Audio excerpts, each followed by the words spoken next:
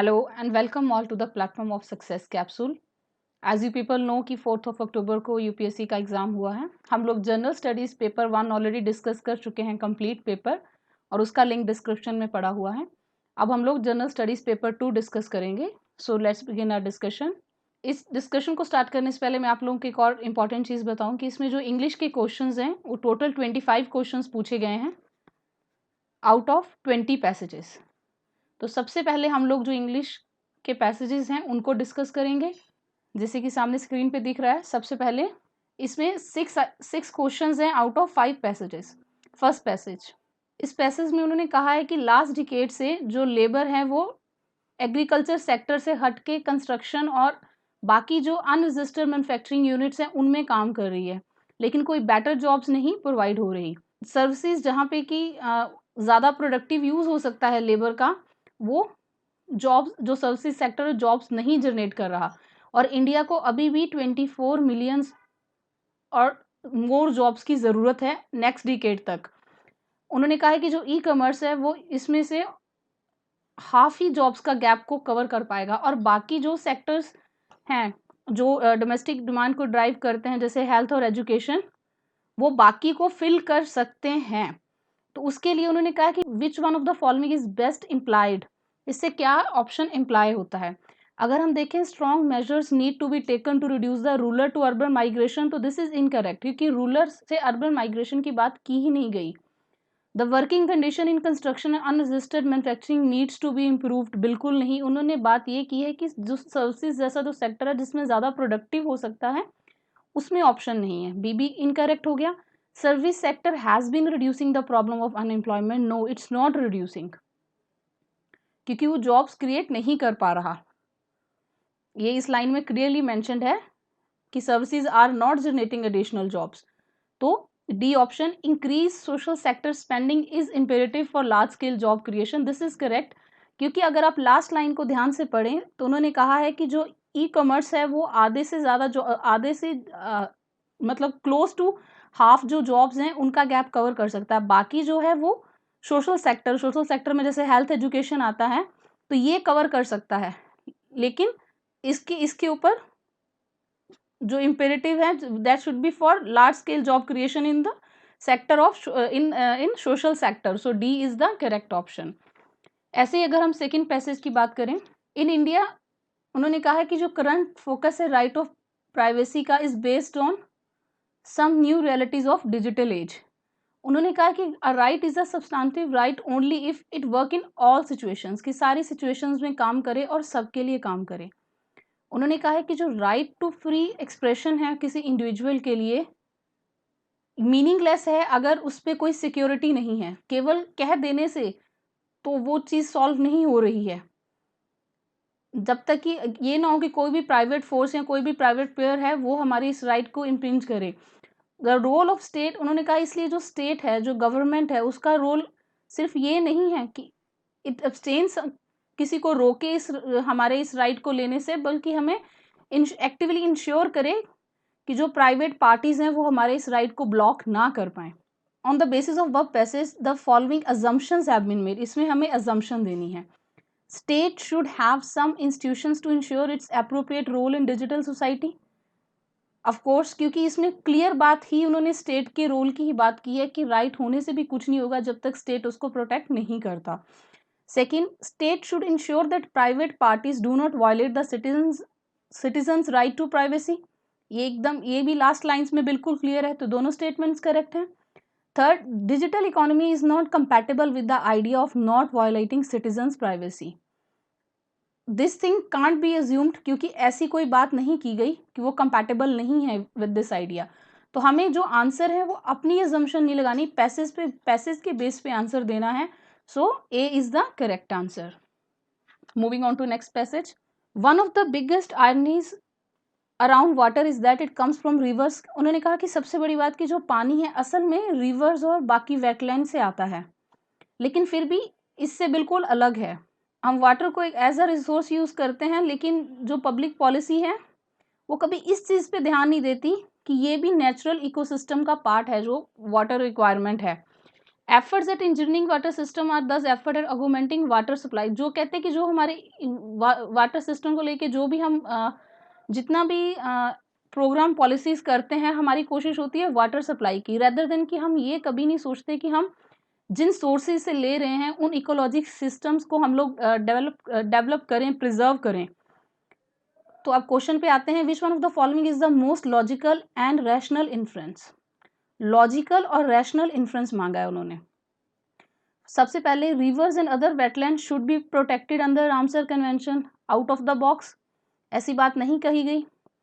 Engineering water systems should be modernise and further augmented. ये सही है कि वाटर सप्लाई पे फोकस करते हैं, लेकिन उनको सबसे पहले उसके सोर्सेज को प्रोटेक्ट और उनको सेव करने का सोचना चाहिए, ताकि ये सप्लाई रेगुलर बनी रहे और वो सिस्टम्स ना खराब हों जो सोर्स हैं। तो ये लॉजिकल एक इन्फ्रेंस लगता है। Next, wetlands need to be reinforced as more than just open sources of water. अगर हम देखें कि अगर हम एज्यूम करें तो ये करेक्ट है अजम्पशन के हिसाब से, लेकिन अगर हम लॉजिकली इस चीज को सोचे तो लॉजिकली बी ऑप्शन ज्यादा करेक्ट है सी के जगह। Next, water supply should not be free of cost. ये भी आउट ऑफ द बॉक्स है, ऐसी कोई बात कही नहीं गई पैसेज में। Moving on to passage number 4, asset allocation is the most important investment decision we will ever make। कि जो हमारे पास assets हैं उनको हम कहाँ इन्वेस्ट करें। सबसे पहले इस पैसेज में ये बात कही गई है कि अगर हमारे पास कोई एसेट है, कोई कैश है, कुछ भी है, हम उसको इन्वेस्ट करें।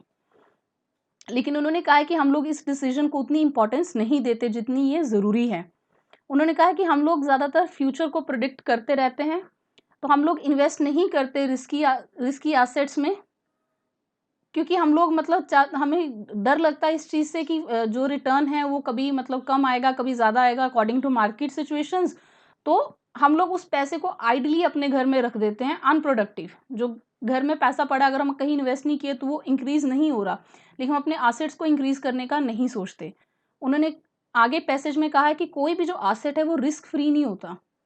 हम कल को अपनी जॉब खो सकते हैं, हमारा घर जा सकता है, बैंक्स बैंकरप्ट हो सकती हैं, बॉन्ड डिफॉल्ट हो सकते हैं, गवर्नमेंट कोलैप्स कर सकती, कंपनीज जो हम करते हैं वो हो सकता है कि बंद हो जाए कंपनी। उन्होंने कहा है लेकिन हम लाइफ में कभी ये अज्यूम नहीं कर सकते कि इतना सारा कुछ एक ही बार में हो जाएगा। कोई एक पॉसिबिलिटी होगी, घर चला जाएगा या बैंकरप्सी हो जाएगी बैंक में। तो उन्होंने कहा है कि all these extreme forms of risk we know will not manifest at the same time. अब हम बात करते हैं, क्वेश्चन पे आते हैं, which one of the following statements best implies the suggestion given by the author of the passage. उसने क्या सजेशन दी है? तो सजेशन में हमें समझना होगा, पहले, distribute your wealth across different kinds of assets so that your risk would be minimised. ये ऑप्शन बिल्कुल करेक्ट है, बाकी तीनों को डिस्कस करने के बाद बताते हूँ। Risk taking behaviour should be a necessary component of your personality if you want to generate wealth. ये एक अजम्पशन है, लेकिन ये सजेशन नहीं है। और शुड भी, जो भी स्टेटमेंट बहुत एक्सट्रीम लेवल में किसी चीज को डिनाई करता है, किसी चीज को बिल्कुल कहता है कि होना ही चाहिए, तो वो उसको गलत कर देता है। अदरवाइज ये स्टेटमेंट ठीक है ऐसे कि risk taking behaviour necessary component है, लेकिन जरूरी होना चाहिए ये कहीं नहीं है। तो this is incorrect. Next, while making investments find a trustworthy asset management organisation which would manage your wealth for you. तो ये ऐसे नॉर्मली करेक्ट है, लेकिन इसमें ऑथर ऐसी कोई बात नहीं कर रहा, वो ऐसी कोई सजेशन नहीं दे रहा। Next, you should know that investing your money is a risky business. ये एक जनरल बात है। उन्होंने एक्चुअल में इसमें ये सारे पैसेज के क्रक्स में अगर देखो, उन्होंने स्टार्टिंग में कहा है कि हम एसेट एलोकेशन को इंपॉर्टेंस नहीं देते, फिर उन्होंने कहा है कि हम लोग जो अपना पैसा है उसको आइडली रख लेते हैं, अनप्रोडक्टिव बट सेफ। फिर उसने ये कहा है कि लाइक हम फ्लक्चुएटिंग रिटर्न्स में पैसा नहीं लगाते, और एंड में उसने ये समझाने की कोशिश की है कि रिस्क हर फैक्टर में है, लेकिन सब एक साथ नहीं होगा। तो उसके अगर हम सजेशन जो हम इम्प्लाई होता है पैसे से, वो यही होता है कि you should distribute your wealth across different kind of assets so that your risk would be minimised. So moving on to next, इन्होंने कहा, although most of the genetically modified crops cultivated now are genetically engineered for a single trait. कि अभी तो single trait के लिए हो रही है, लेकिन फ्यूचर में ये मोर देन वन ट्रेट के लिए भी ये नॉर्म होगी, कि अभी तो केवल एक चीज पे ही फोकस करते हैं क्रॉप में, उसको मॉडिफाई करने में। तो उन्होंने कहा है कि जो बायोटेक्नोलॉजी का रोल है एग्रीकल्चर में, उसको केवल जो करंट अभी जो सिचुएशन चल रही है जीएम क्रॉप्स की इंजीनियरिंग, इसको लेके ही नहीं समझा जा सकता, जबकि हमें एक ऑल टुगेदर एक ब्रॉड लुक लेनी चाहिए, जिसमें हमें बहुत सारे एस्पेक्ट्स पे ध्यान देना चाहिए, जिसमें कि सोशो इकोनॉमिक इम्पैक्ट क्या होगा, ताकि हम इसके पोटेंशियल को और समझ पाएँ और जो नेगेटिव इम्पैक्ट्स हैं उनको कम कर पाएँ। अगर हम आगे देखें पैसेज में, उन्होंने कहा है कि given the importance of biotechnology की जो इम्पोर्टेंस है क्लाइमेट चेंज को मिटिगेट और अडेप्टेशन करने में, हम उसको इग्नोर नहीं कर सकते। और डोमेस्टिक रेगुलेशन में भी, हम अपने डोमेस्टिक रेगुलेशन में हमें ये भी देखना होगा कि इंटरनेशनल लेवल पे इसमें क्या हो रहा है। So looking at the question number 5, with reference to above passage, कौन सी assumptions could be made? Biotechnology regulation is an evolving process. बिल्कुल सही, क्योंकि अभी उन्होंने कहा कि अभी एक ही ट्रेट है, आगे आगे और चेंज हो रहा है, ये आगे और चेंज होगा। Participation of people is needed in policy decisions regarding biotechnology regulation, ये पैसेज में बिल्कुल भी इसके बारे में बात नहीं की गई कि लोगों की मतलब लोगों को इन्वॉल्व करना चाहिए डिस्कशन में या नहीं। Third is biotechnology regulation should take into account socio economic aspects in decision making, ये डेफिनेटली उन्होंने क्लियरली कहा है कि हमें एक कॉम्प्रिहेंसिव लुक लेनी चाहिए, जिसमें हमें इन एस्पेक्ट्स को भी ध्यान में रखना चाहिए। Then wider involvement of political executive in biotechnology regulation improves its effectiveness in dealing with the country's trade policy and international obligations, ये भी इनकरेक्ट है। उन्होंने इसमें इन्वॉल्वमेंट ऑफ पॉलिटिकल एग्जीक्यूटिव की बात नहीं की, तो इसमें 1 और 3 जो हैं वो करेक्ट हैं। अगर हम नेक्स्ट क्वेश्चन पे देखें, विच one of the following statements best employees the crux of the passage, हमने यहाँ क्रक्स देखना है। अगर हम नॉर्मली पहली स्टेटमेंट देखें, precautionary principle is not given importance in current debate on developing GMs, तो ये एज अ अजम्पशन ये ठीक है, एज अ अजम्पशन ये बिल्कुल ठीक है, क्योंकि यहाँ देखिए एक लाइन में उन्होंने मेंशन किया हुआ है कि हमें कॉम्प्रिहेंसिव जो लुक लेना चाहिए, उसमें हमें इसके बारे में भी सोचना चाहिए कि हमें नेगेटिव जो इम्पैक्ट है उनको मिनिमाइज करना है। तो उस हिसाब से अगर ये अजम्पशन होती तो करेक्ट होती। Next, biotechnology is not currently used in climate change mitigation and adaptation mechanism, ये बिल्कुल सही है कि अभी इसको बहुत ब्रॉडली इसमें यूज, हम करंटली इसको एज अ पार्ट नहीं मानते हैं कि एक टूल है जो हमें हेल्प करेगा इन मिटिगेशन और adaptation. Next, biotechnology's role is not confined to the current priorities of developing GM crops. Looking at option number C, biotechnology's role is not confined to the current priorities of developing GM crops. This is incorrect. Next, the negative impacts of biotechnology are not properly understood. ऐसी भी कोई बात नहीं कही गई. So B is the correct answer. Now moving on to next passage. इस passage में 7 questions हैं और 5 पैसेज हैं और आंसर्स सिर्फ पैसेज पे ही बेस्ड होने चाहिए. So passage number 1, private investment in general is volatile, कि चेंज होती रहती है. इसमें वॉलेटाइल का मीनिंग ये होगा कि जो भी अनएक्सपेक्टेडली, मतलब जिसमें अनएक्सपेक्टेड चेंज हो सकती है.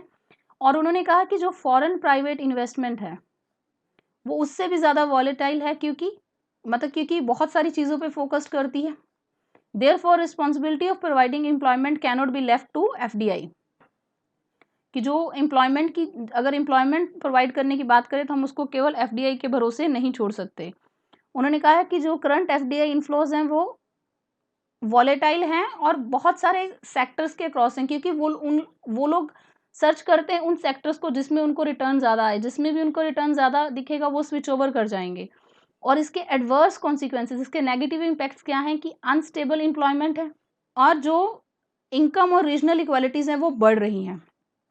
और इसका पॉजिटिव कॉन्सिक्वेंस क्या है कि न्यू टेक्नोलॉजी आती है और फिर वो धीरे धीरे फैलती है. लेकिन उन्होंने कहा कि ये भी कोई सर्टेन नहीं है कि वो इंडिया में वो चीज़ सक्सेसफुल रहे. So looking at question number 21, with reference to above passage following assumptions have been made, इसमें अजम्पशंस लगानी है. First, relying on foreign investment in the long run is not economically sound policy, ऐसी कोई बात नहीं. Foreign investment एक important part है हर कंट्री का. This is incorrect. Policies must be undertaken to reduce volatility in foreign private investment, ऐसी कोई बात नहीं कही गई. जो फॉरेन प्राइवेट इन्वेस्टमेंट है वो इंडिया की सिचुएशन के चलते वॉलेटाइल नहीं है, वो एंटायर बाकी भी कंट्रीज में जो भी ग्लोबल ग्रोथ रेट चल रहा होता है या वहाँ जो ट्रेंड चल रहा होता है उस पे डिपेंडेंट भी होता है। इसमें क्लियर फोकस्ड एक इंटायर वर्ल्ड से वो इम्पैक्ट होता है, तो पॉलिसीज बनाने का कोई सेंस नहीं। Next, policies must be undertaken to strengthen domestic private investment. ये बहुत इंपॉर्टेंट है क्योंकि वो कम वॉलेटाइल है। जो फॉरेन प्राइवेट इन्वेस्टमेंट है वो ज़्यादा वॉलेटाइल है, लेकिन जो इंडियन है उसको हम स्ट्रेंथन कर सकते हैं। Next, public investment should be given priority over private investment. ऐसी कोई बात नहीं कही गई क्योंकि पब्लिक और प्राइवेट इन्वेस्टमेंट को कंपेयर नहीं किया गया। Next, substantial public investment in education and health should be undertaken. ऐसी कोई भी बात नहीं कही गई, सोशल सेक्टर का इसमें जिक्र ही नहीं किया गया। So D is the only correct valid assumption. Next, paper काफ़ी ज़्यादा पैसेजेस काफ़ी ज़्यादा उस हिसाब से लेंथी हैं जिस हिसाब से पैसेजेस पूछे गए हैं, और जो ऑप्शंस है वो बहुत ही क्लोज हैं। नेक्स्ट, पैसेज नंबर 2, उन्होंने कहा है कि बहुत सारी अपॉर्चुनिटीज़ होती हैं कि जो मानसून फ्लो, जब मानसून का सीज़न आता है 4 मंथ्स का, तब हम लोग जो जितने भी अपने जो रेन वाटर है उसको कलेक्ट करें रिजर्वायर में, ताकि हम बाकी ईयर उसको यूज़ करते रहें। उन्होंने कहा है कि जो क्लाइमेट चेंज है वो लगातार वेदर कंडीशंस को अफेक्ट करता रहेगा और पानी की जो शॉर्टेज है वो बढ़ती रहेगी। उन्होंने कहा कि मिलियंस ऑफ जो लोग हैं वो ड्रॉट से या फ्लड से इम्पैक्ट होते हैं, और जबकि हमारी कंट्री में बहुत सारी नदियों का जो पानी है वो बिना यूज़ किए ऐसे ही जाके सी में मिल जाता है हर साल। सो अब आते हैं क्वेश्चन पे। With reference to above passage which of the following could be the most rational and practical implication. जो प्रैक्टिकल इम्प्लीकेशन है, सबसे पहले इंटरलिंकिंग ऑफ रिवर्स होना चाहिए। ये करेक्ट है क्योंकि अगर इंटरलिंक होंगी रिवर्स तो जिन रिवर्स का पानी नहीं यूज़ हो रहा, या किसी एरिया में अगर फ्लड है, बहुत ज़्यादा पानी है, तो हम उसको दूसरी स्टेट में ट्रांसफ़र कर सकते हैं, वो पानी यूटिलाइज होगा। Second, a network of dams and canals should be built across country for proper distribution. ये पॉइंट भी इसलिए सही लगता है, इम्प्लीकेशन इसलिए सही लगती है क्योंकि कंट्री के कुछ पार्ट्स में फ्लड है और कुछ में ड्रॉट है, तो अगर हम पूरी कंट्री को कनेक्ट कर दें तो ये एक पॉसिबल, एक प्रैक्टिकल इम्प्लीकेशन हो सकती है। Next, farmer should be provided easy loans for digging borewells. ये कहीं भी पैसेज में डिस्कस नहीं किया गया, बोरवेल्स भी ट्यूबवेल जैसे ही होते हैं। Next, uses of water for agriculture should be regulated by law. ऐसी भी कोई, क्योंकि इसमें एग्रीकल्चर जो पानी यूज़ करता है उसको डिस्कस ही नहीं किया गया। Next, distribution of river water among region should be regulated by union government. इसकी भी कोई बात नहीं की गई कि एक रीजन ज़्यादा पानी यूज़ कर रहा है, कम कर रहा है। बात तो ये हो रही है कि जो मानसून का जो पानी है उसको भी स्टोर किया जाए और जो फालतू पानी बह रहा है उसको भी यूटिलाइजेशन में लाया जाए। So the correct answer is a 1 and 2. Passage number 3.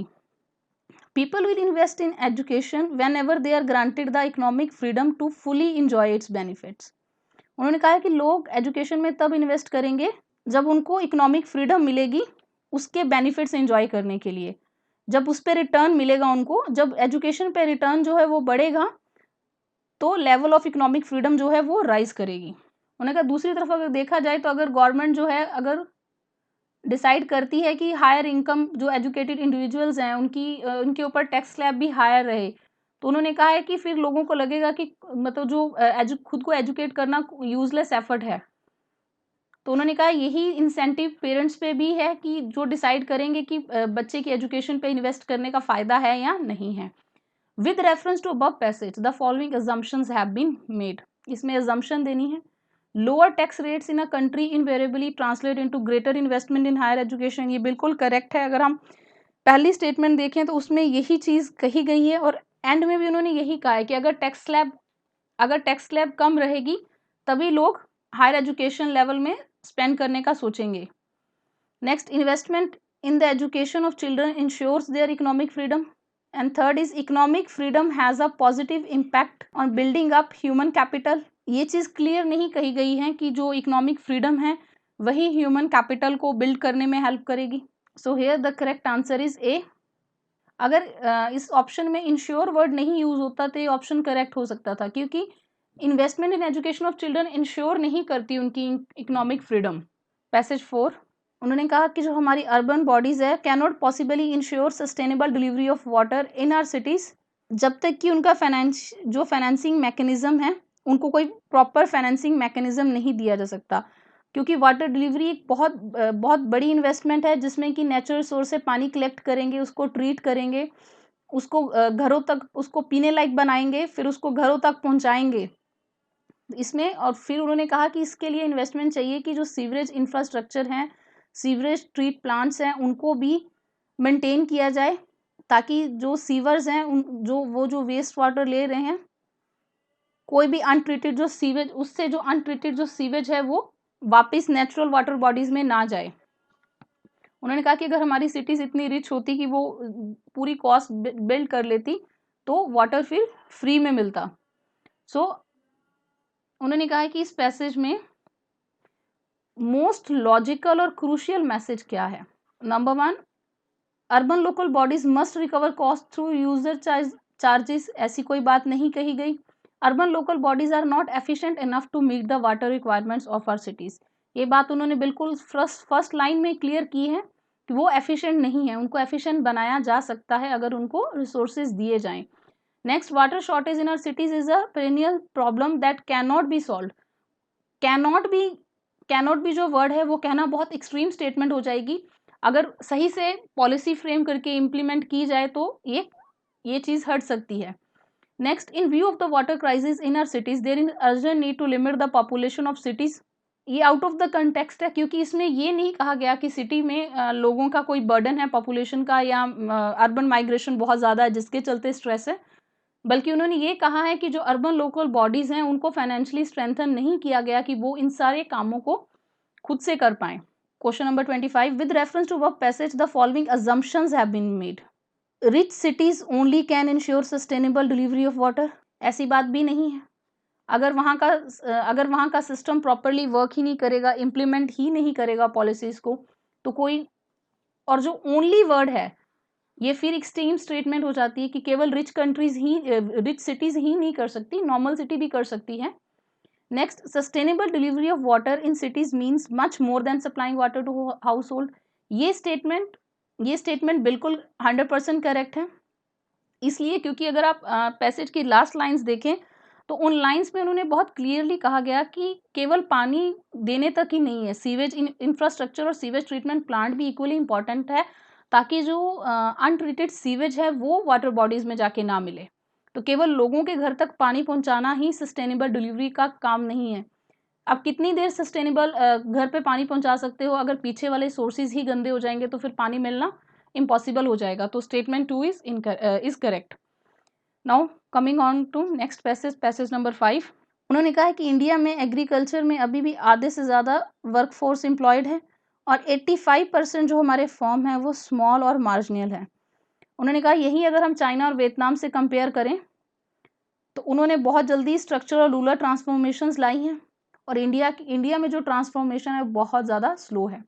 उन्होंने कहा कि इसी तरह जो पॉवर्टी रिडक्शन है इंडिया में वो भी बहुत स्लो है, और 1988 से 2014 के अंदर तो बहुत स्लो है कंपेयर टू चाइना और वियतनाम। और उन्होंने कहा कि अगर इंडिया की पॉवर्टी रिडक्शन की बात करें तो बहुत स्लो थी 88 से 2005 तक, लेकिन 2005 से 12 के बीच ये एकदम से ड्रामेटिकली बढ़ी है, 3 गुना फास्ट हो गई। तो उसका रिसर्चर्स ने उसका क्या आंसर दिया, उन्होंने कहा कि जो रिलेटिव प्राइस सिनेरियो है वो चेंज हो गया by more than 50% in favour of agriculture. जो ग्लोबल प्राइसेस थे उनके राइज होने के चलते, जिससे कि जो प्राइवेट इन्वेस्टमेंट थी वो एग्रीकल्चर में मोर देन 50% बढ़ गई। तो एज अ रिजल्ट जो हमारा एग्री जीडीपी है वो 4.1% की ग्रोथ टच किया, और पहले कितना था 2.4। तो नेट सरप्लस भी जो है वो भी बढ़ गया, तो जिसके चलते क्या है, जो पॉवर्टी रेट है वो कम गया।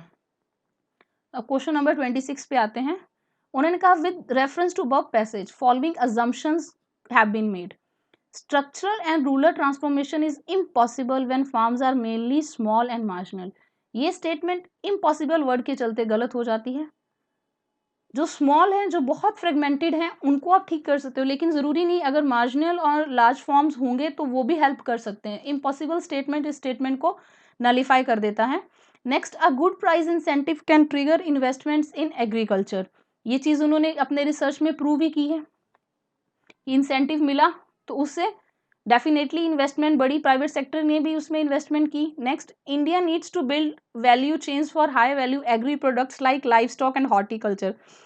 हमें इसमें पैसेज में हर आंसर पैसेज को अज्यूम, पैसेज पढ़ के उसी से आंसर देना होता है, तो ये आउट ऑफ द कंटेक्स्ट है। Next, higher global prices of agriculture commodities are essential for India's poverty reduction. ये स्टेटमेंट इसलिए भी हम करेक्ट कहेंगे क्योंकि ऑप्शंस में सारे दो दो ऑप्शंस है। दूसरी ये चीज़ भी है कि अगर आप देखें तो उन्होंने कहा है कि जो ग्लोबल प्राइसेस हैं उनका इम्पैक्ट पड़ा है, जिसके चलते जिसके चलते इन्वेस्टमेंट बढ़ी इस सेक्टर में, क्योंकि हमारी ज़्यादा जो वर्क फोर्स है वो एग्रीकल्चर सेक्टर में ही है, और अगर इन कमोडिटीज़ के प्राइस राइज होते हैं तो डेफिनेटली पॉवर्टी रेट जो है वो कमेगा। सो correct answer is 2 and 4. So B is the correct answer. So moving on to next question. Which one of the following statements best reflects the critical message of the passage? Critical message क्या है इसमें से? पहला है India should create large scale off farm rural employment to reduce poverty in the near future.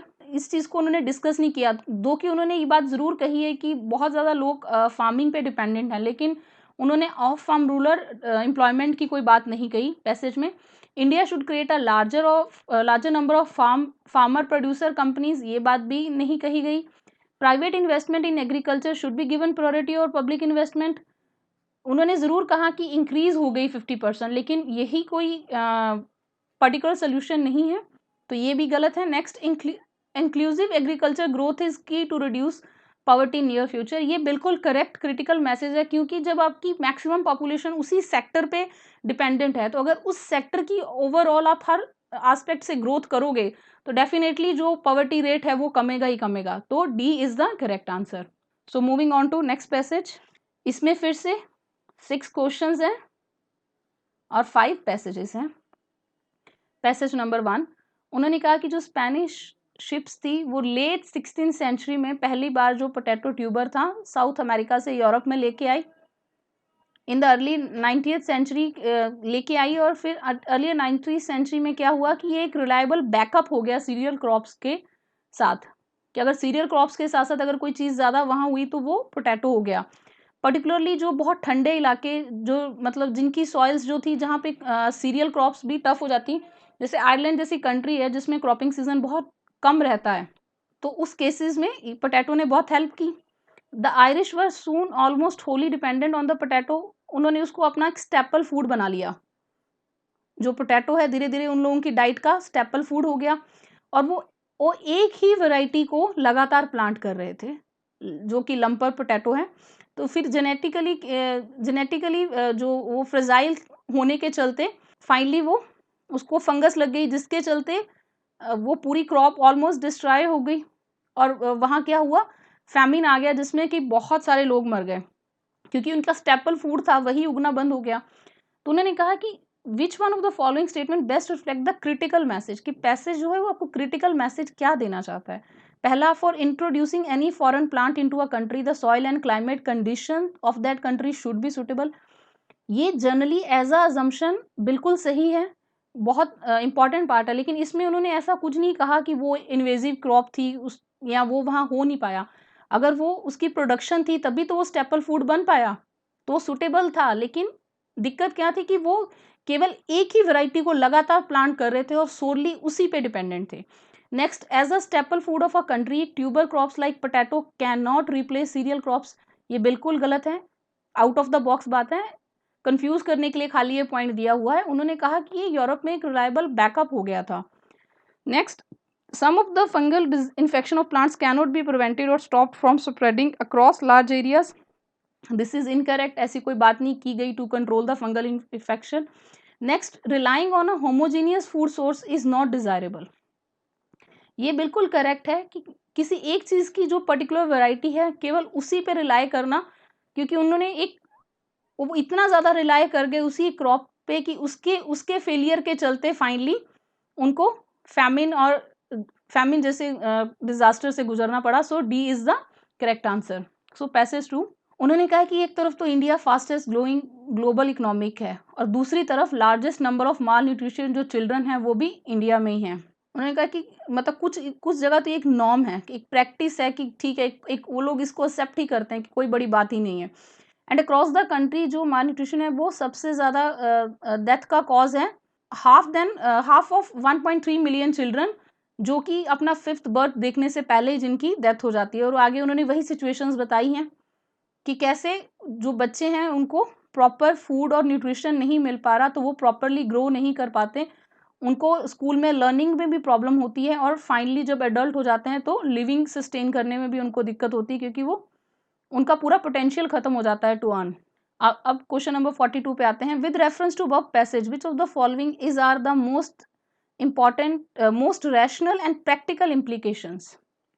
इसकी practical implications क्या हो जाती है, लेकिन इस लाइन को नहीं भूलना, विद रेफरेंस टू पैसेज। तो इस पे देखें, India's PDS should be monitored by union government. ये इसलिए करेक्ट है कि शुड भी मॉनिटर करना चाहिए, इसलिए क्योंकि जब हमारी country fastest growing global economy है, सब कुछ अवेलेबल है, बट स्टिल इतने लोगों तक जो फूड है इतने लोगों को फूड सपोर्ट नहीं मिल रहा, न्यूट्रिशन नहीं मिल रहा। तो अगर गवर्नमेंट अपना 100% एफर्ट दे, इन पॉलिसीज को मॉनिटर करे, अपने पीडीएस सिस्टम को स्ट्रॉन्ग करे, तो एक प्रैक्टिकल चीज़ है कि जिन लोगों को खाना नहीं मिल पा रहा उनको खाना मिलेगा, तो ये सारी सिचुएशंस अराइज नहीं होंगी। तो ये प्रैक्टिकल इम्प्लीकेशन है। Next, girls should be encourage to delay marriage and first pregnancy. इसमें मैटरनल डेथ की बात की ही नहीं गई, तो ये आउट ऑफ द कॉन्टेक्स्ट है। Mother should be encourage to breastfeed their children immediately after birth. दो की ये स्टेटमेंट बिल्कुल करेक्ट है, लेकिन इस पैसेज के लिए करेक्ट नहीं है, क्योंकि इसमें ये बात नहीं की गई है। Next, the supply of safe drinking water and proper sanitation facilities to all should be ensured. इसमें सैनिटेशन और ड्रिंकिंग वाटर की बात भी नहीं की गई। Next, authority should ensure the vaccination as prescribed.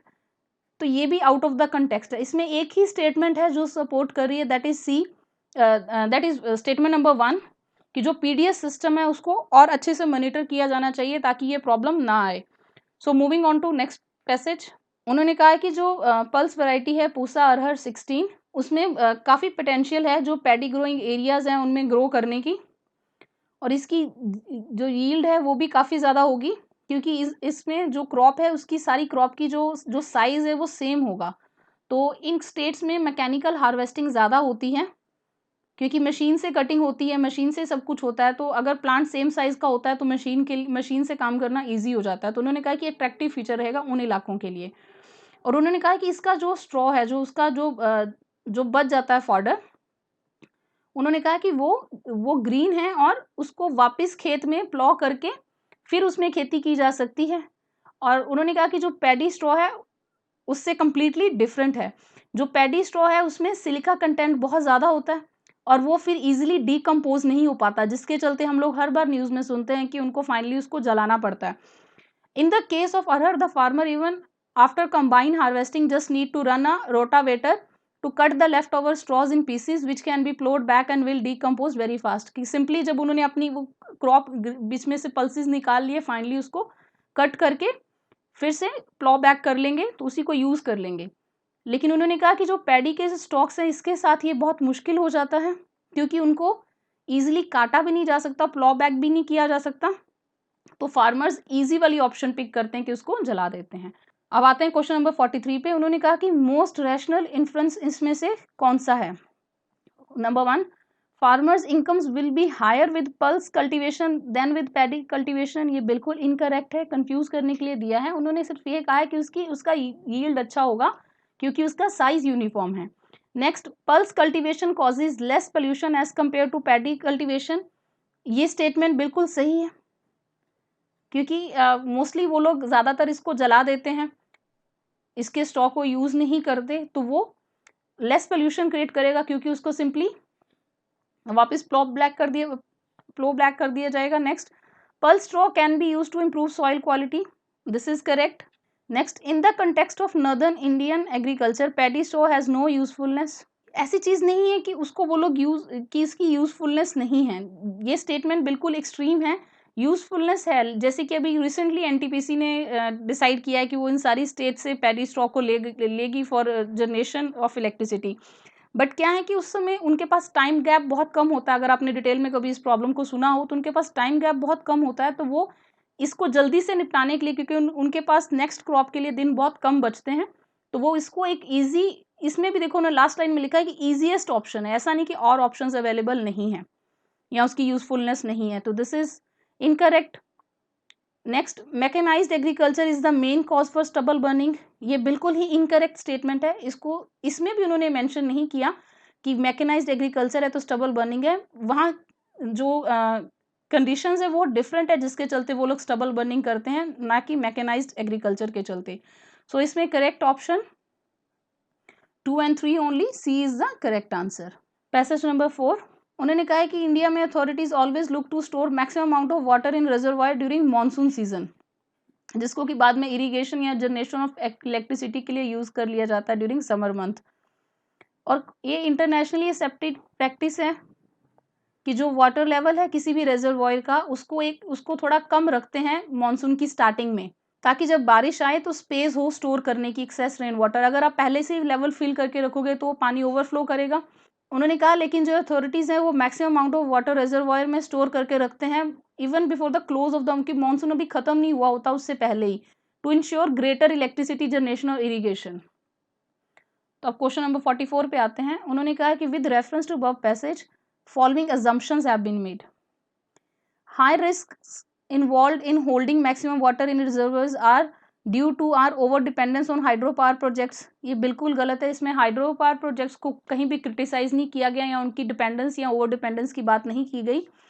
Next, storage capacity of dams should not be fully used before और during monsoon season, ये बिल्कुल करेक्ट कहा उन्होंने कि मानसून के स्टार्टिंग में और ड्यूरिंग मानसून इसको फुली यूज नहीं करना चाहिए, स्टोरेज कैपेसिटी को उसको थोड़ा कम रखना चाहिए। Next, role of dams in flood control is underestimated in India, ये स्टेटमेंट भी आउट ऑफ द कंटेक्स्ट है क्योंकि इसको डिस्कस नहीं किया गया। So B is the correct answer. So moving on to next passage number 5, economic liberalisation, जो India में जो इकोनॉमिक लिबरलाइजेशन हुई 1991 में पर्टिकुलरली, वो शेप थी largely by economic problem of government की इकोनॉमिक प्रॉब्लम्स पे ज़्यादा वो शेप थी रेदर देन इकोनॉमिक प्रायोरिटीज जो लोगों की थी या लॉन्ग टर्म डेवलपमेंट जो ऑब्जेक्टिव्स थे उनको ध्यान में नहीं रखा गया इकोनॉमिक लिबरलाइजेशन को फ्रेम की पॉलिसीज को फ्रेम करते समय। तो उन्होंने कहा कि इसकी बहुत सारी फिर लिमिटेशंस हैं, जैसे कि जॉबलेस ग्रोथ हो रही है, पॉवर्टी परसिस्टेंट है और इनइक्वालिटी जो है वो बढ़ती जा रही है। और उन्होंने फिर कहा है कि 4 एरियाज में इसकी प्रॉब्लम इकोनॉमी में बहुत ज़्यादा देखने को मिल रही है, जैसे कि एग्रीकल्चर, इंफ्रास्ट्रक्चर, इंडस्ट्रियलाइजेशन और एजुकेशन।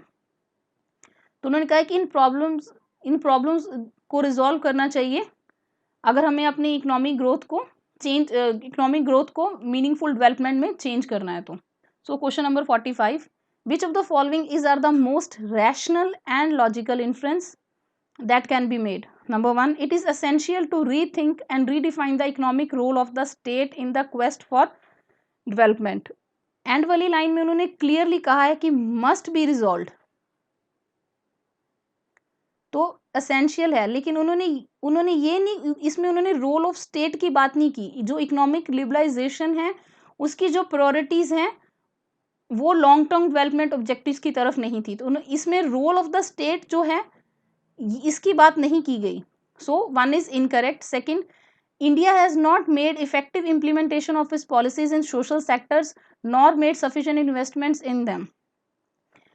जब पॉलिसी में ही फ्लॉ है तो इम्प्लीमेंटेशन की बात नहीं आती। सेकंड थिंग, उन्होंने जो 4 सेक्शंस बताए उसमें इंफ्रास्ट्रक्चर और इंडस्ट्रियलाइजेशन भी है, तो अगर हम केवल ये बात करें तो केवल सोशल सेक्टर को ही डिस्कस नहीं किया गया, इसमें इंफ्रास्ट्रक्चर और इंडस्ट्रियलाइजेशन की भी बात की है, तो दोनों स्टेटमेंट्स इनकरेक्ट हैं, D is the correct answer. Next, with reference to the above passage the following assumptions have been made. Number 1, India's economy needs to be greatly integrated with global economy so as to create large number of jobs and to sustain its growth momentum. Indian economy को की integration की बात नहीं की गई, बात की गई कि जो हमारी अपना पॉलिसी फ्रेमवर्क है उसको ठीक किया जाए, रेदर देन उन्होंने इस चीज़ की बात नहीं की गई है। लिबरलाइजेशन तो ऑलरेडी है लेकिन फोकस नहीं है towards the development objectives. Next statement, economic liberalisation would cause large economic growth which would reduce poverty and create sufficient employment in the long run. Definitely उन्होंने इसमें क्रिटिसाइज नहीं किया इकोनॉमिक लिबरलाइजेशन को, ये इकोनॉमिक ग्रोथ करेगी, लेकिन जो passage है, पैसेज ये अजम्पशन करेक्ट है, लेकिन पैसेज मेनली ग्रोथ पे नहीं फोकस्ड है, पैसेज डेवलपमेंट पे फोकस है। तो उन्होंने इसमें इकोनॉमिक लिबरलाइजेशन को कहीं भी क्रिटिसाइज नहीं किया, जिसके लिए ये स्टेटमेंट करेक्ट है कि ये it will help in reducing poverty and create sufficient employment in the long run. So B is the correct answer. So moving on to next group of our passages. इसमें भी 6 questions हैं out of 5 passages. So number 1, bank credit to industrial sector has started shrinking. Its decline has been a serious concern as credit growth is essential to revive investment. और problem का origin कहाँ से होता है? Incomplete reform से, कि banking reforms में जो ये रिफॉर्म है ये इनकम्प्लीट हैं। And institutional change should have followed the 91, जो लिबरलाइजेशन रिफॉर्म्स हुए, उन्होंने कहा कि जो इंस्टीट्यूशनल चेंज हुई थी वो 1991 रिफॉर्म्स उनको आगे फॉलो करते, ताकि एक रेजोल्यूशन कॉरपोरेशन बनती फॉर बैंक्स के लिए, जैसे कोई भी दिक्कत आ जाती है। तो उन्होंने कहा कि मार्केट इकोनॉमी में जहाँ कभी बूम और कभी एकदम डिक्लाइन आ जाता है, बैंक्स को अलाउ करना चाहिए ताकि सेटअप हो जाए या कोई बैंक फेल कर जाए। लेकिन उन्होंने कहा है कि इस सिचुएशन में हम लोग बैंक्स को शट डाउन नहीं कर सकते, क्योंकि कोई भी मैकेनिज्म, कोई प्रॉपर सिस्टम ही नहीं है बैंक्स को क्लोज करने के लिए। तो फाइनली जितनी भी हम लोग न्यूज़ में देखते रहते हैं, जितनी भी बैंक्स लॉस मेकिंग होती हैं, गवर्नमेंट कंटिन्यूसली उन बैंक्स में कैपिटल को इन्फ्यूज करती रहती है। So question number 61, which of the following is the most logical and rational inference? Most logical और रैशनल इन्फ्रेंस देना है हमने। Number 1, Indian banking system is not able to help the country in its economic growth, ये बात नहीं कही गई। Economic reforms that start in 1991 have not help in improving the economy to expected levels, इसमें economic reforms को गलत नहीं ठहराया गया, बल्कि ये कहा गया है कि उस जो इकोनॉमिक रिफॉर्म्स थे उसके बाद इसमें कुछ भी रेजोल्यूशन बैंक्स के लिए सेट नहीं किया गया। Next, India lacks the institutional mechanism to deal with failure of banks, ये बिल्कुल करेक्ट है। एक्चुअल में पूरा पैसेज बेस्ड ही इसी चीज़ पे है कि जो बैंक है उनको सेटअप और फेलियर की दोनों ऑप्शन देनी चाहिए। अगर कोई बैंक नहीं सस्टेन कर पाया तो उसको क्लोज कर देना चाहिए, रेदर देन कि लगातार उसमें कैपिटल इन्फ्यूज करते रहना। Next, encouraging the foreign investment in our industrial sector is a good alternative, ये बिल्कुल इनकरेक्ट है, क्योंकि ये पैसेज इंडस्ट्रियल सेक्टर को डिस्कस करने के लिए है ही नहीं। उन्होंने सिर्फ एक लाइन बताई है कि श्रिंक कर रहा है बैंक क्रेडिट, लेकिन फोकस बैंकिंग रिफॉर्म्स के ऊपर है पैसेज का। So C is the correct answer. Passage 2, India has tremendous potential for solar energy and we all realise that we have to stop burning fossil fuel to meet our energy needs. उन्होंने कहा है कि लेकिन कुछ जो renewable resources हैं are still going through their cost curves and learning curves to get required amount of output, कि अभी जो कॉस्ट कर्व हैं काफ़ी ज़्यादा हैं रिन्यूएबल सोर्सेज के लिए, और इंडियन गवर्नमेंट ने कमिटमेंट की हुई है कि 33% तक वो अपने एमिशन रिड्यूस करेगी बाय 2030, और बहुत स्ट्रॉन्ग पुश दिया है गैस बेस्ड इकोनॉमी पे, और बहुत हैविली इन्वेस्ट भी किया है in renewable energy. However business houses are, लेकिन जो बिजनेस हाउसेज हैं वो बहुत ज़्यादा इन्वेस्टमेंट करने से डरते हैं, क्योंकि उनको लगता है कि अभी एक टेक्नोलॉजी है जो रेडी नहीं है। क्योंकि जो बिजनेस हाउसेज हैं डेफिनेटली वो कहीं इन्वेस्ट करते हैं तो वो सिंपली उसी समय रिटर्न चाहते हैं, लेकिन जो गवर्नमेंट है उसका ये केस नहीं है। So question number 62, which one of the following is the most logical and rational inference that can be made from the above passage? Most logical and rational inference. Number 1, India's commitment to reduce emissions by 33% is unlikely to be achieved, ऐसी कोई बात नहीं कही गई।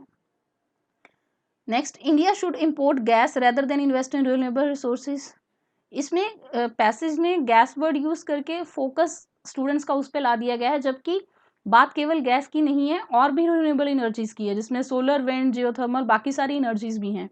Next, getting renewable resources to market too soon may be costly, ये statement बिल्कुल correct है, क्योंकि इसमें भी बताया है कि जो सर्टेन जो रिसोर्सेज हैं उनकी जो कॉस्ट कर्व है ज़्यादा है, गवर्नमेंट काफ़ी ज़्यादा हैविली इन्वेस्ट कर रही है इस सेक्टर में। Next, India should put in more efforts in the exploration of natural gas, इसमें बात नेचुरल गैस पे नहीं की गई, उसकी एक्सप्लोरेशन को लेके बात नहीं की गई, बात की गई है उन टेक्नोलॉजीज की जिनसे ये रन होंगे। So C is the correct answer. Next, with reference to above passage the following assumptions have been made, Government often provide inefficient and costly subsidies for technologies that may not be ready in the near future. ऐसी कोई भी बात नहीं है, जितनी भी new technology इसमें ये भी बात नहीं कही गई है कि जो गवर्नमेंट है वो जो इन्वेस्ट कर रही है वो एक फेलियर है। इसमें कंपैरिजन किया गया है कि जो गवर्नमेंट है वो इन्फ्यूज कर रही है, लेकिन जो बिजनेस हाउसेज हैं वो नहीं कर रहे हैं। अगर हम स्टेटमेंट 2 पे आते हैं, India's commitment of reducing emissions by 33% by 2030 shall be on the basis of gas based economy.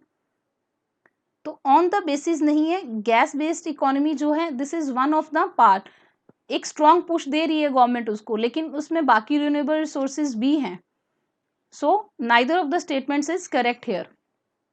इसमें अगर इनएफिशिएंट वर्ड ना यूज हो तो कॉस्टली सब्सिडीज की बात हो तो ठीक है, लेकिन इनएफिशिएंट नहीं है, क्योंकि बहुत जगह जो है सक्सेस भी है। So moving on to next passage, उन्होंने फर्स्ट लाइन में कहा है जीनोम एडिटिंग जो है ये डिफरेंट है जीनोम मॉडिफिकेशन से। ये स्टेटमेंट बहुत वैल्यूएबल है। आगे जीनोम एडिटिंग में टिपिकली उन्होंने कहा कि एक पार्ट ऑफ प्लांट जीनोम जो है उसको चेंज कर दिया जाता है। जिस पार्ट में कोई डिजीज होती है सिंपली उसी पार्ट को वो लोग उसमें से चेंज कर देते हैं। मॉलिक्यूलर सीजर्स यूज करते हैं रिसर्चर्स, जिससे कि वो उस पार्ट को काट देते हैं और उसको रिपेयर कर देते हैं, जो कि उन्होंने कहा कि एक नेचुरल प्रोसेस से रिजेंबल करता है, जिसमें कि एक प्लांट को भी अगर कहीं डिजीज होती है तो वो नेचुरली ही सर्वाइव करने की कोशिश करता है उस अटैक से। उन्होंने कहा कि ये एवोल्यूशनरी जो प्रोसेस है ये अब स्पीड अप हो गया है। सो अगर हम बात करें क्वेश्चन नंबर 64 की, with reference to above passage the following assumptions have been made. Number 1, genome editing does not require the transfer of genes from one plant to another. ये बिल्कुल करेक्ट है। उन्होंने पहले ही कहा कि जीनोम मॉडिफिकेशन और एडिटिंग दोनों डिफरेंट है। Next, through genome editing the chosen genes can be alter precisely in a manner akin to the natural process that helps plants to adapt to environmental factors. ये चीज भी clearly mentioned है। So C is the correct answer, दोनों statements correct हैं। Passage 4, many people understand the connection between solid waste management and health in terms of consequences. उन्होंने कहा कि बहुत लोग अंडरस्टैंड करते हैं कि जो सॉलिड वेस्ट मैनेजमेंट है और हेल्थ है कैसे कनेक्टेड हैं, कि अगर बहुत सारे गार्बेज के ढेर लगे होंगे तो उसमें बहुत बहुत तरह के फ्लाइज और ये सब इंसेक्ट्स होंगे। लेकिन उन्होंने कहा कि एक और भी एस्पेक्ट है जो बहुत अच्छे से वेल अंडरस्टूड नहीं है, कि जब unscientific solid waste management poor drainage के साथ मिल जाती है तो जो अनट्रीटेड सीवेज है वो ड्रेन्स में डंप हो जाता है। तो फाइनली जो ड्रेन्स पानी जब रेनी सीजन में जब पानी कैरी करते हैं तो ड्रेन्स चौक हो जाती हैं, तो कितनी जगह पानी खड़ा रहता है जिसके चलते बहुत सारे मॉस्किटोज ब्रीड करते हैं और वाटरबॉर्न डिजीजेज होती हैं। So in the context of India which one of the following statements best reflect critical message. इसमें क्रिटिकल मैसेज क्या है, हमें सबसे पहले इस चीज पे फोकस करना है कि हमें खोजना क्या है critical message. Number 1, India the drainage networks are not separate for sewerage and storm water. ये बात नहीं कही गई। Next, urban local bodies do not have enough resources and legislative authority to deal with the problems of waste management. Urban local bodies का भी इसका जिक्र नहीं किया गया। Next, solid waste management should be integrated with the maintenance of drainage and sewage networks. ये बात इसमें क्लियरली कही गई है कि एक एस्पेक्ट है जो सब कोई नहीं समझता, वो ये कि जो सॉलिड वेस्ट मैनेजमेंट है उसके साथ साथ हमारी ड्रेनेज और जो सीवेज नेटवर्क है उसको भी मेंटेन करना चाहिए, ताकि अगर अनट्रीटेड सीवेज उसमें ड्रेन में जाता भी है तो वो उसको ब्लॉक नहीं करे और फिर ये स्टेगनेंट वाटर और ये सारी डिजीजेज वाली कंडीशन प्रिवेल ना हो। Next, bad management of solid waste and sewage systems by our municipalities is the reason for drinking water shortage. बिल्कुल भी आउट ऑफ द बॉक्स है, इसको डिस्कस नहीं किया गया है पैसेज में। पैसेज नंबर 5, उन्होंने कहा कि जो पार्ट 3 ऑफ कॉन्स्टिट्यूशन है उसमें कुछ फंडामेंटल राइट्स हैं, जिसमें जो आर्टिकल 25 है वो हर पर्सन को राइट देता है टू प्रोफेस, प्रैक्टिस और प्रोपोगेट अपना रिलीजन। प्रोफेस कर सकते हैं, प्रैक्टिस कर सकते हैं और उसको फैला भी सकते हैं। जो लोग नोटिस नहीं करते वो ये है कि सब्जेक्ट टू पब्लिक ऑर्डर है, मॉरलिटी, हेल्थ और बाकी प्रोविजंस भी इस पार्ट में है। सब सोचते हैं कि हमें जो फ्रीडम मिली वो कंप्लीट फ्रीडम है, लेकिन नहीं। Which set conditions precedent for legal protection of religious practices of any communities? The closing word of this prefatory rider in Article 25 virtually constitute a subordination clause mentioned in Part 3 over and above the right of religious freedom, among those fundamental rights is the right of equality. कि अगर हर person को right to profess religion मिली हुई है तो right to equality और equal protection for law जो है वो भी हर पर्सन के पास है. And the state shall not deny equal protection of law to any person on the basis of religion alone. कि रिलीजन ही एक फैक्टर नहीं, इसमें कास्ट, सेक्स, क्रीड, इन सब चीज़ों को भी बेसिस नहीं रखा जाएगा. जो इक्वालिटी है वो सबके लिए सेम है, तो रिलीजन अलोन एक फैक्टर नहीं है इक्वालिटी का. Question number 66. What is the most logical inference from the above passage? State shall not interfere with the religious affairs of the citizens. This is incorrect. Religious freedom है तो state उसमें interfere नहीं करेगी, लेकिन कुछ particular conditions हैं जिनमें state interfere करेगी. B, religious freedom under the constitution is open to state intervention. Of course उन्होंने इसीलिए तो ये चीज़ बताई कि उसमें हेल्थ, मोरालिटी, इन सारे फोकस को भी ध्यान में रखा जाएगा. Next, religious freedom of the citizens is not covered under fundamental rights. ये इनकरेक्ट है. स्टार्टिंग में बता दिया गया कि हमारा फंडामेंटल राइट है ये आर्टिकल 25 के अंदर. Next, religious practices of any community are immune to state law. They are not immune. So D is incorrect. ये आउट ऑफ द बॉक्स है, इसको डिस्कस नहीं किया गया, लेकिन यहाँ गवर्नमेंट चेक भी कर सकती है इन फ्यू सर्कमस्टांसेस, लेकिन B is the most logical inference. So with this हमारी इंग्लिश पार्ट की डिस्कशन ओवर होती है.